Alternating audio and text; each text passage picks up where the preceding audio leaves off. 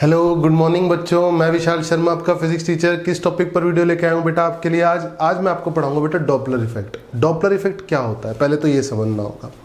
जब भी बेटा रिलेटिव मोशन होगा किसके बीच में, सोर्स और ऑब्जर्वर के बीच में, क्या होगा जब रिलेटिव मोशन होगा बेटा, तो जो सोर्स से फ्रीक्वेंसी निकल रही है, ठीक है, और जो फ्रीक्वेंसी ऑब्जर्वर सुन रहा है, वो दोनों फ्रीक्वेंसी में क्या होगा बेटा, डिफरेंस होगा। इसी फिनोमेनन को बोलते हैं हम डॉपलर इफेक्ट। ठीक है, अब समझते हैं कि सोर्स से फ्रीक्वेंसी निकलेगी और ऑब्जर्वर के कानों में आएगी, तो डिफरेंस क्यों आएगा रिलेटिव मोशन आने पर।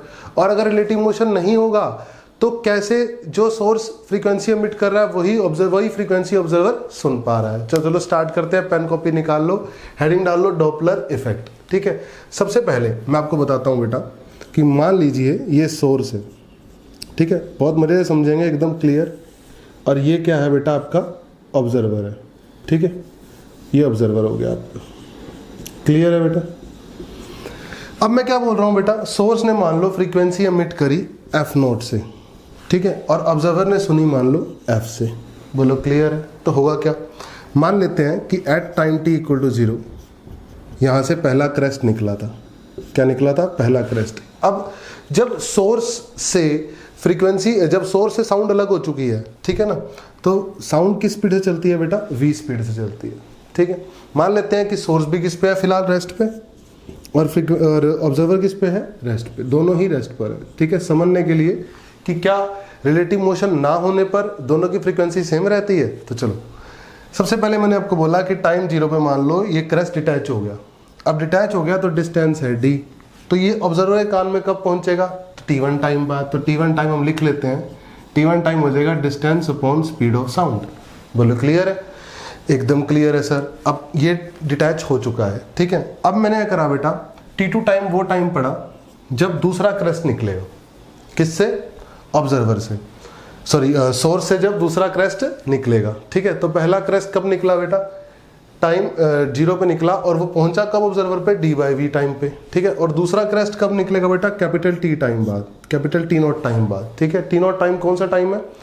सोर्स से एक क्रेस्ट से दूसरा क्रेस्ट निकलने के बीच का टाइम, मतलब दो मैक्सिमा के बीच का टाइम T0। और इसका रेसिप्रोकल क्या होगा बेटा? f0 1/f0।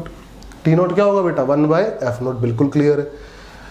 तो T0 टाइम बाद तो निकला क्रेस्ट, तीनों टाइम बाद तो क्रेस्ट निकला, और वो पहुंचा कब? d/v टाइम पे। बिल्कुल सही बात है बेटा।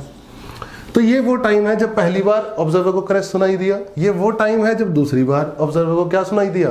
क्रेस्ट, यानी मैक्सिमम साउंड सुनाई दी। ठीक है, तो अब क्या आएगा? t2 - t1 कौन सा टाइम होगा? t2 - t1 होगा टाइम पीरियड। कौन सा टाइम पीरियड? दो लगातार मैक्सिमा साउंड सुनने के बीच का टाइम। क्या होगा बेटा? t2 - t1। ठीक है, जो कौन ऑब्जर्व कर रहा है? ऑब्जर्वर ऑब्जर्व कर रहा है। बिल्कुल ठीक है, तो हम दोनों का डिफरेंस ले लेते हैं, तो लिखेंगे t0 + d/v - d/v। तो यहाँ से मुझे क्या समझ में आया बेटा? t ही t0 है, यानी जिस टाइम पीरियड से ऑब्जर्वर मैक्सिमा साउंड सुन रहा है, उसी टाइम पीरियड से सोर्स से साउंड मैक्सिमा साउंड निकल रही है। ठीक है, तो दोनों की फ्रीक्वेंसी क्या हो गई? सेम। मतलब जो ऑब्जर्वर ने सुनाई दी, ऑब्जर्वर को सुनाई दी फ्रीक्वेंसी, और जो फ्रीक्वेंसी सोर्स से साउंड की निकल रही है, वो दोनों क्या है बेटा? सेम है। तो यहाँ पे मुझे ये समझ में आया कि दोनों के बीच में कोई रिलेटिव मोशन नहीं है, सोर्स और ऑब्जर्वर के बीच में कोई रिलेटिव मोशन नहीं है। तो टाइम पीरियड क्या रहता है? सेम रहता है। सोर्स से लगातार दो मैक्सिमम साउंड निकलने का टाइम पीरियड, और ऑब्जर्वर को दो लगातार मैक्सिमम साउंड सुनने का टाइम पीरियड क्या रहता है बेटा? सेम रहता है। नेक्स्ट वीडियो में मैं आपको क्या बताऊंगा, जब सोर्स चलेगा।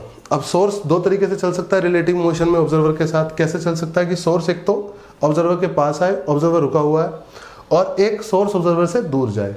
तो दोनों केसेस हम डिस्कस करेंगे नेक्स्ट वीडियो में। ठीक है, तो चलो तब तक के लिए good bye, take care, have a nice day. Hope करता हूँ आपको डॉपलर इफेक्ट का मतलब समझ आया होगा। ठीक है।